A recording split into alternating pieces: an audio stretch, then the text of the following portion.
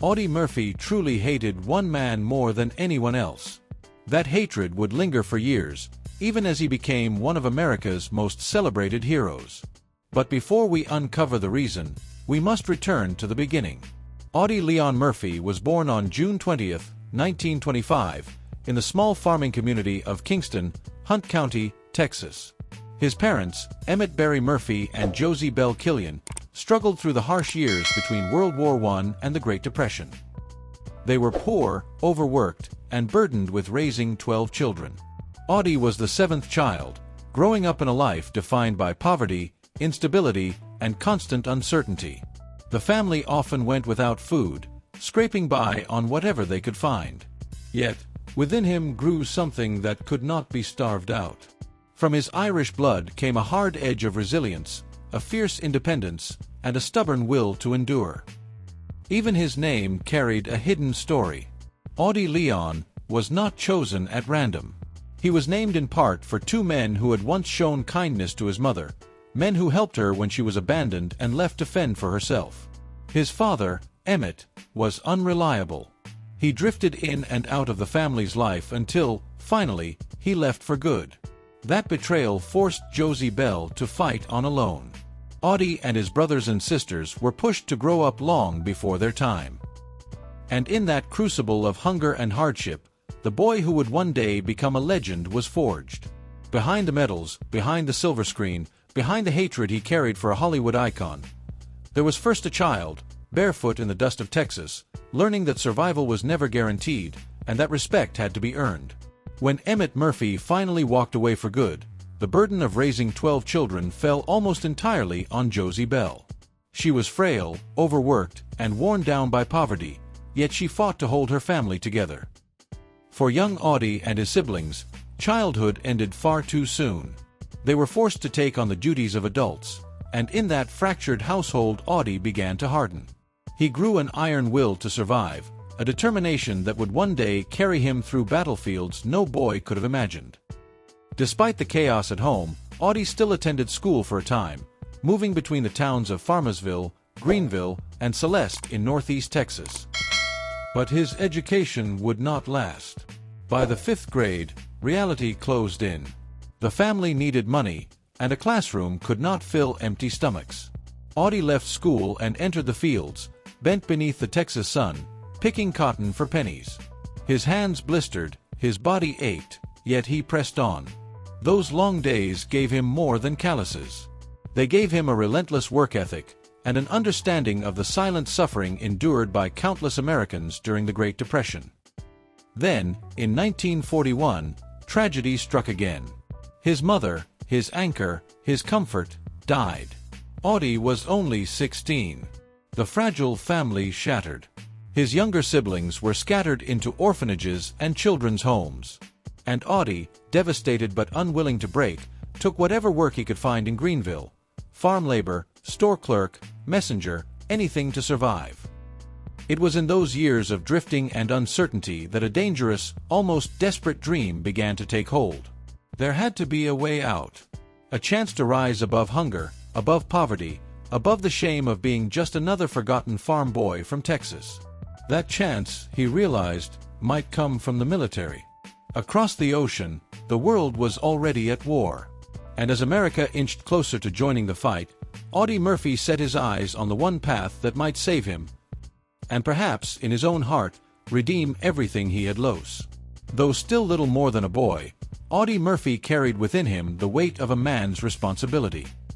He was determined to enlist, to support what remained of his family, and to prove himself worthy of his country. But the army did not want him. Time after time, he was turned away, too young, too slight, too fragile for the demands of war. At just over 5'5", and weighing less than 120 pounds, he looked more like a schoolboy than a soldier. Yet Audie refused to accept rejection. He kept pushing, kept insisting, until finally, on June 30, 1942, the United States Army opened its doors. That single moment set into motion one of the most extraordinary military careers in American history. By 1943, after enduring the grueling trials of basic and advanced infantry training, Murphy was assigned to Company B, 1st Battalion, 15th Infantry Regiment, 3rd Infantry Division. His first overseas posting took him to French Morocco. There, under a merciless African sun, he learned that war was not only fought with bullets. Heat, disease, and unforgiving terrain claimed men as ruthlessly as any enemy rifle. But even in those brutal conditions, Murphy began to stand apart. Fellow soldiers saw him as serious, disciplined, and unflinching when danger closed in. In July of 1943, during the Allied campaign in Sicily, he revealed his true nature under fire. Calm, decisive, and relentless, he earned his first promotion to corporal. That invasion of Sicily was not just another battle. It was a turning point, loosening the Axis grip on the Mediterranean and opening the door for the Allies to push forward. By August, American forces captured the vital port city of Messina, securing a victory that reshaped the course of the war. For Audie Murphy, the campaign was more than history in the making, it was personal transformation. His courage and gallantry did not go unnoticed. Before the year was out, the once-rejected farm boy from Texas, the boy too small for the army, wore the stripes of a sergeant. And the legend of America's most decorated soldier had only just begun. By August 1944, the war in Europe had reached a turning point. During Operation Dragoon, the Allied invasion of southern France, Audie Murphy proved himself once again. Here, on the soil of a country fighting for its freedom, his courage and tactical brilliance became undeniable. He fought the Nazis with relentless determination, often pushing himself into the line of fire when others might have held back. For actions far beyond the call of duty, Murphy was promoted to second lieutenant. His unit, the 1st Battalion, 15th Infantry Regiment, was awarded the Presidential Unit Citation, one of the highest honors given to an American military unit. The following month, in September of 1944, the 3rd Infantry Division faced brutal German resistance in northeastern France. Amid the chaos, Murphy's courage stood out like a flame in the darkness. Again and again, he exposed himself to enemy fire to rally his men, rescue the wounded, and repel counterattacks that threatened to shatter the Allied advance. Medals and decorations soon followed, each one etched with a story of valor, each one earned under fire. But it was in 1945, during the battle for the Colmar Pocket, that Audie Murphy cemented his legend. In one of the decisive engagements of the war, he led a counterattack against overwhelming odds. Personally directing artillery fire, rallying his men, and refusing to yield, he turned the tide of battle. For this extraordinary heroism, he was promoted once more, this time to first lieutenant, and his reputation as America's most fearless soldier was sealed. Recognizing his leadership, the Army appointed him as a liaison officer, pulling him from the front lines to headquarters. It was safer, yes, but it was also a mark of the profound respect his superiors had for him. And yet, for Murphy, war had already left an imprint that no desk job could erase. After the guns finally fell silent, his military service did not end. In 1950, he accepted a commission as a captain in the 36th Infantry Division of the Texas National Guard. But that same year, fate intervened in a way no one could have predicted. Hollywood came calling. Audie Murphy, the sharecropper's son turned war hero, was about to step onto an entirely new battlefield, the silver screen. And there, in front of the cameras, he carried with him something no other actor could imitate: the weight of real war, the scars of memory, and the authenticity of a man who had already lived what others only pretended to portray. The pinnacle of Audie Murphy's Hollywood career arrived in 1955, with the release of To Hell and Back. Based on his own best-selling autobiography, the film told the story of his war, his pain, his courage, his survival. And in a twist of fate that no screenwriter could have imagined, Murphy played himself. The result was unforgettable. Audiences were not watching an actor pretend to be a hero. They were watching the man who had actually lived through the fire. Every glance, every movement, carried the weight of truth. The film struck a chord across America, becoming one of Universal Pictures' most successful releases of the decade.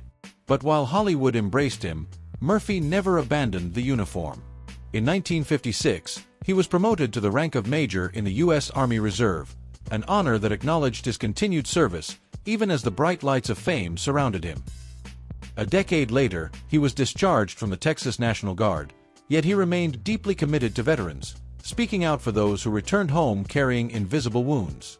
Finally, in May of 1969, after nearly 30 years of combined active and reserve duty, Murphy formally retired from the United States Army. By then, his legacy was already written in history.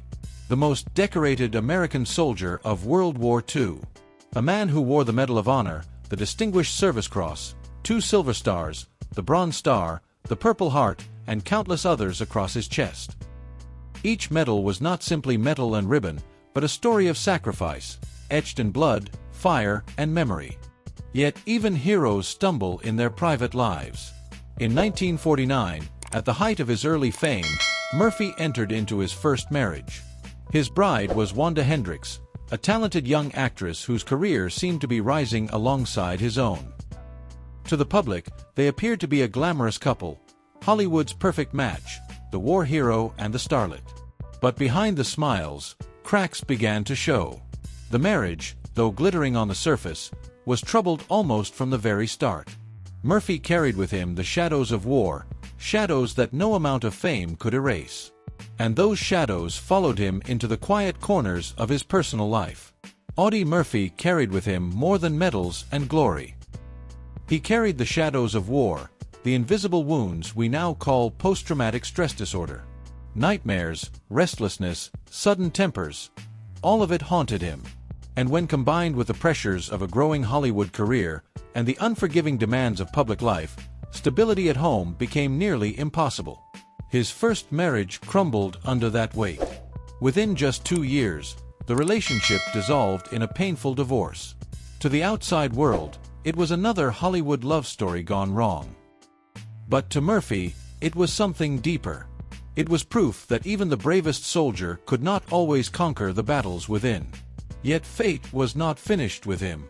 Later that same year, Murphy met someone far removed from the flashing cameras and the endless scrutiny of Hollywood. Her name was Pamela Archer. She was an airline stewardess, not a starlet, not a performer, and certainly not chasing the spotlight. And in her quiet strength, Murphy found something he had been missing: peace. Pamela's steady and caring nature became an anchor, a stabilizing force that grounded him through triumphs and through storms. Their marriage was a turning point. Away from red carpets and headlines, Audie Murphy finally had the chance to build something he had always longed for: a family. Together, he and Pamela welcomed 2 sons. Their first, Terrence Michael, Terry, filled Murphy with pride. Their second, James Shannon, whom they called Skipper, completed the family circle. Despite his demanding schedule in Hollywood, despite the war still echoing inside him, Murphy made every effort to be present. He found joy in fatherhood, in teaching, guiding, and sharing the hard-earned lessons of survival and resilience. To his sons, he was not just a decorated hero, not just a movie star. He was a father who tried, against all odds, to give them the stability he himself had been denied. For a man forged in battle, family became his final refuge. To Audie Murphy, his sons were not just children. They were hope, continuity, and a reason to fight through the darkness that still followed him. Yet beyond the walls of his home, in the world of Hollywood, Murphy carried another kind of battle, one not fought with bullets or fire, but with pride, ego, and respect. Audie Murphy, the most decorated American soldier of World War II, was known for many things: his courage, his honesty, and his refusal to flatter anyone he did not truly respect. He worked beside countless actors, some he admired, some he tolerated. But there was one man, one legend of the silver screen, who Murphy claimed to dislike more than anyone else: James Cagney. The dislike was unusual, almost shocking, because Murphy was often diplomatic when speaking of colleagues. Yet in private, he made no secret of his feelings. To him, Cagney embodied arrogance, condescension, the air of a man who believed himself untouchable. Murphy believed Cagney looked down on men like him, outsiders who had not been born into Hollywood, who had not studied the craft on Broadway stages or grown up in the polished circles of acting schools. Audie Murphy had come from nothing. Poverty in rural Texas. A childhood marked by hardship. A rise to fame built not on rehearsals or auditions, but on the battlefields of Europe, where survival was the only performance that mattered. He entered Hollywood not because of a burning desire for art, but because his name carried the weight of valor. To some, he was a war hero dabbling in cinema. To Cagney, Murphy believed, he was little more than an amateur trespassing in a kingdom that did not belong to him. Murphy once confided, in words sharp and unflinching, Cagney acted like the rest of us didn't belong in the same business. He never thought much of soldiers who became actors. To him, we were amateurs playing at something he owned. It was not just a clash of personalities, but of worlds. Cagney, born in New York City, hardened in the streets, carried into Hollywood that fast-talking, streetwise persona that made him a legend.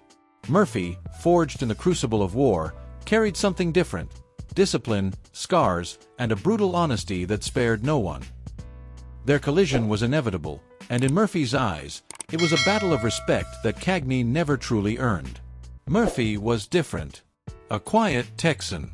Humble, grounded, a man who valued honesty over bravado.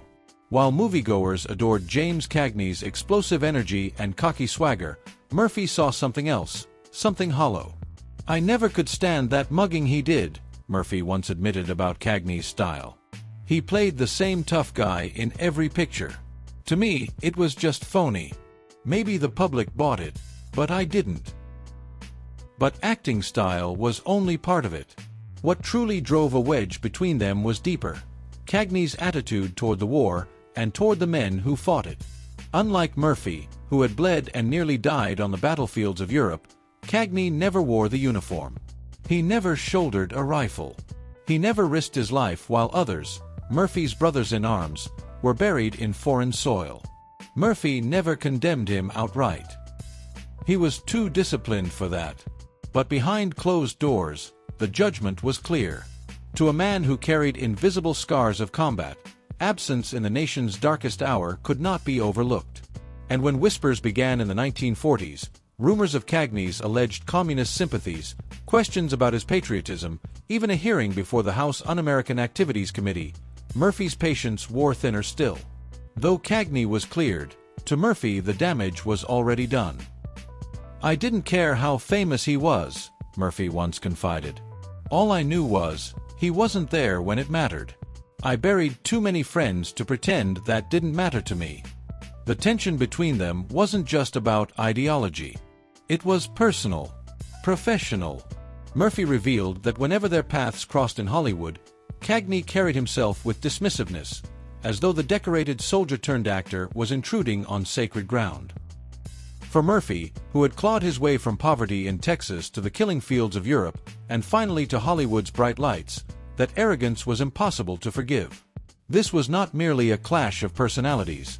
It was the collision of two Americas. One forged in blood and sacrifice. The other polished in studios and scripts. And in Murphy's eyes, there was no comparison. According to Murphy, James Cagney never saw him as an equal.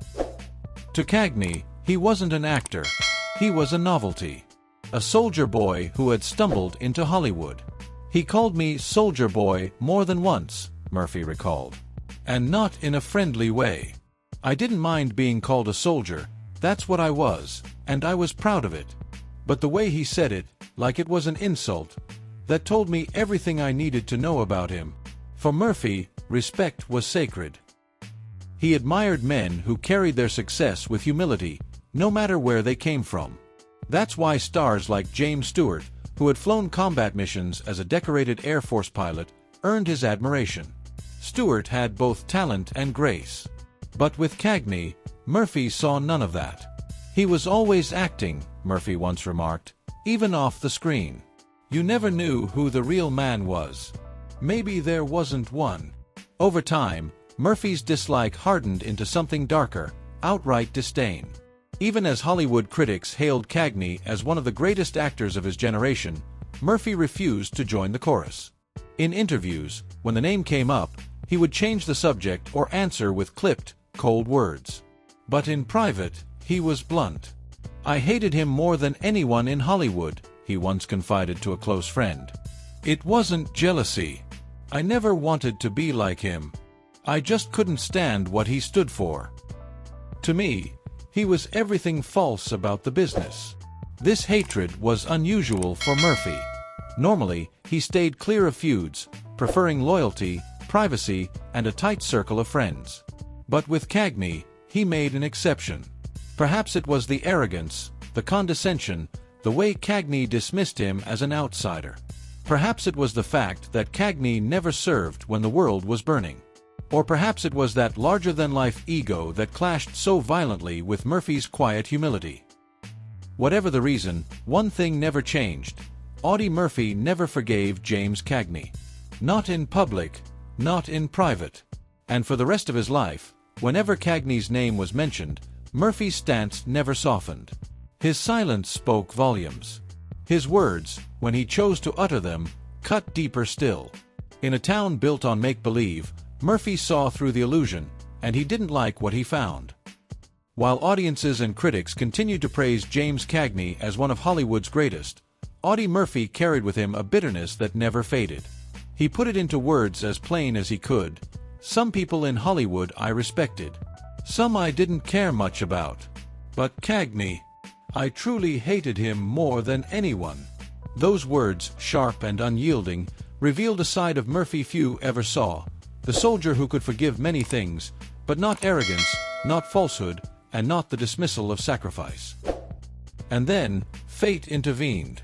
On May 28, 1971, Audie Murphy's story came to a sudden, tragic end. He was a passenger on a private plane, flying through rain, thick clouds, and unforgiving fog. Visibility was almost zero. 14 nautical miles northwest of Roanoke, Virginia, the aircraft slammed into the side of a mountain. Murphy was gone. So were the pilot and 4 others on board. The most decorated American soldier of World War II, the boy from Texas who rose from poverty to heroism, from battlefields to Hollywood screens, was taken in an instant. No enemy bullet, no spotlight scandal, just a mountainside hidden by storm and silence. Yet even in death, his story refuses to fade.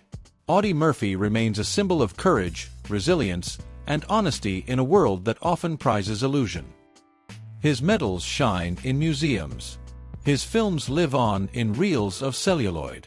But his words, raw, unvarnished, unforgettable, still echo. About Hollywood. About sacrifice. About James Cagney. Audie Murphy, the soldier who could face down armies, never surrendered the battles he fought within.